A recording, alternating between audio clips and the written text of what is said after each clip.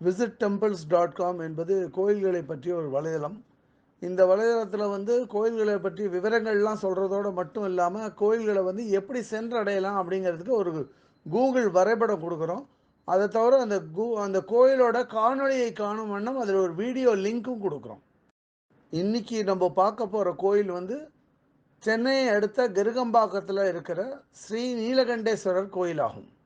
இந்த கோவில் காஞ்சிபுரம் மாவட்டத்தில் அமைய பெற்றிருக்குன்னு சொன்னால் கூட இது வந்து சென்னை எடுத்த போரூர்லேருந்து குன்றத்தூர் போகிற சாலையில் உட்புறமாக அமைஞ்சிருக்கு.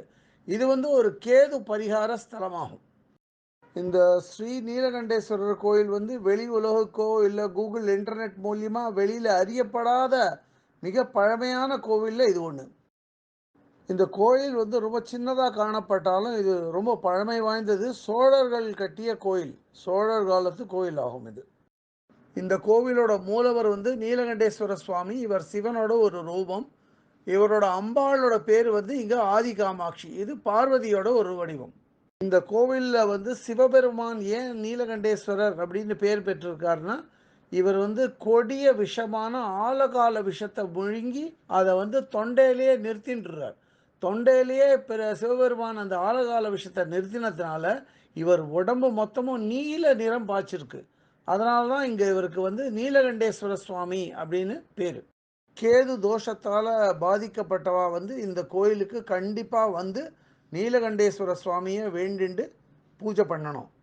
கேது தோஷத்தால் பாதிக்கப்பட்டு சிரமப்படுறவா இந்த கோயிலுக்கு செவ்வாய்க்கிழமை தோறும் வரணும். 5 செவ்வாய்க்கிழமை தோறும் இங்கே வந்து யமகண்ட நேரத்தில் இங்கே பூஜை பண்ணிட்டு அர்ச்சனை பண்ணால் ரொம்ப நல்லது.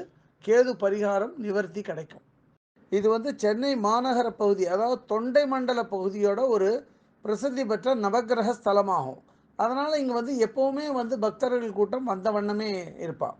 மூலவர் சன்னதியை பார்த்த வண்ணம் இங்கே வந்து ஒரு நந்தியும் பலிபீடமும் அமைச்சிருக்காங்க. இந்த கோயிலில் மூலவர் சன்னதியை தவிர நீலகண்டேஸ்வரரின் துணைவியான ஆதி காமாட்சிக்கு தனியாக ஒரு சன்னதி இருக்குது.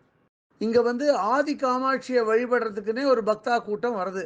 அது ஏன் அப்படின்னா, ஆதி காமாட்சிக்கு இங்கே ரொம்ப முக்கியத்துவம் கொடுக்குறா.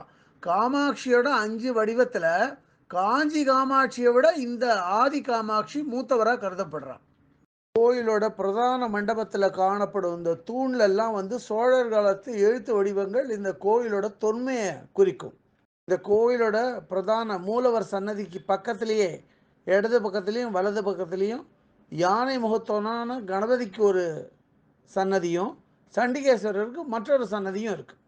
இந்த கோவிலில் யாருக்கும் இல்லாத ஒரு தனிச்சிறப்பு நந்தி பகவானுக்கு உண்டு. அதாவது கொடிய விஷமான ஆலகால விஷத்தை உட்கொண்ட நீலகண்டேஸ்வரர் விடும் விஷ காற்றை வந்து இந்த நந்தி பகவான் உட்வாங்கிண்டு அதை வந்து சுத்தமாக்குறதா நம்பப்படுறது. இந்த கோவிலோட வடகிழக்கு பகுதியில் நவகிரக சன்னதி ஒன்று இருக்குது. அதே மாதிரி தெற்கு பகுதியில் வந்து நாகருக்கு தனியாக ஒரு சன்னதி இருக்குது. அதே மாதிரி இந்த கோயிலில் கோஷாலாவும் ஒன்று இருக்குது. இந்த கோவிலில் வந்து 12 ராசிக்கு ஏற்ற வண்ணம் 12 விதமான விருட்சங்களை வச்சுட்டு பராமரிச்சுன்னு வரா.